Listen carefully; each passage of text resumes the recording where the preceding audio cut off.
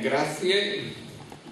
Gli organizzatori mi hanno chiesto di presentare qualche numero sulla situazione economica e sul lavoro nel Veneto orientale, che è il tema oggetto questa sera di questa riunione, e cercherò di essere sintetico, breve, e spero di non tediare, ma di dare quelle informazioni di base che possono essere utili poi per la discussione successiva, sapendo che l'analisi del problema non è sufficiente a trovare le soluzioni sono anche esito di capacità di innovazione, di creatività, capacità di amministrazione, insomma ci vogliono tante cose per risolvere i problemi, non basta saperli analizzare, però insomma conoscerli in genere è utile, ecco, diciamo così.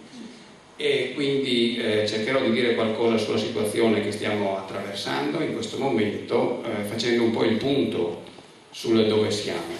Allora, i dati che vi porto sono quasi tutti dati riferiti al Veneto, perché ciò che conta è il contesto nel quale siamo, non è che il Veneto orientale sia una cosa che valga la pena essere analizzato a partire dal Veneto orientale.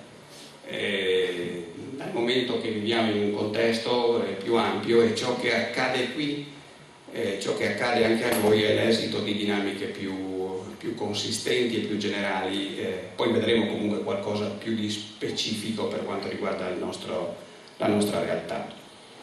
Il contesto ci dice che siamo in una fase di difficoltà economica che è difficilissimo sottovalutare. Da 70 anni le dinamiche di crescita non sono mai state così difficili, così negative come sono state tra il 2008 e il 2009. Qui io ho esemplificato, diciamo così, la dinamica. Ovviamente quella del 2008 e 2009, essendo finiti, sono dati pressoché sicuri.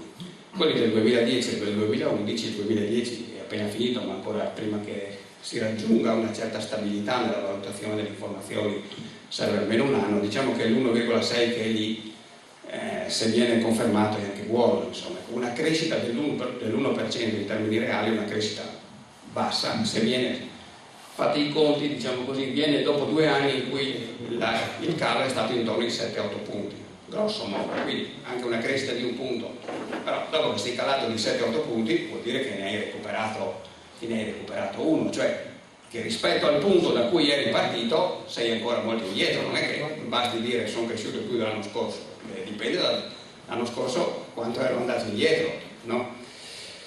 Quindi il fatto che nel 2010 il risultato sia quel più davanti, che nel 2011 le previsioni sono con un più davanti, sono comunque dati che ci dicono che non abbiamo recuperato i livelli da cui eravamo partiti. Questa è in sostanza, ritenendo per i livelli da cui eravamo partiti la situazione a cui si era arrivati tra il 2007 e il 2008.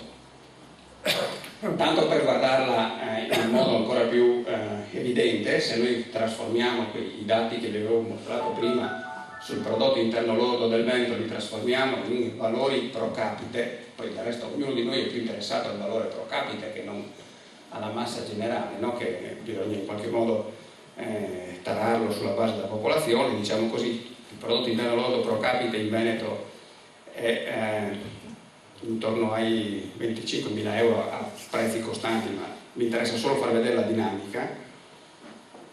Le stime sono che si ritorna al 2007 nel 2017, ecco, andando più o meno, diciamo così, più o meno di questo passo. Quindi questo è solo per dire, diciamo così, quanto sia seria la situazione che stiamo vivendo, quanto cioè la caduta dei livelli produttivi del 2008-2009 sia destinata ad essere riassorbita in tempi non brevi. Poi auguriamoci che le previsioni siano sbagliate, che succeda qualcosa, che in 3-4 anni si recupera, però oggi come oggi questo è lo stato dell'arte.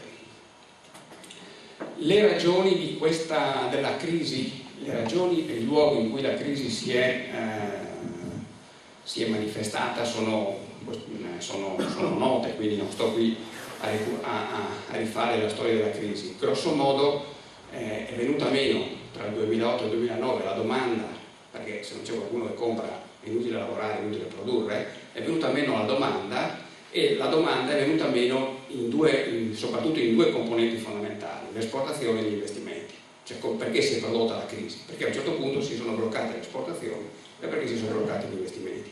I consumi sono venuti dopo.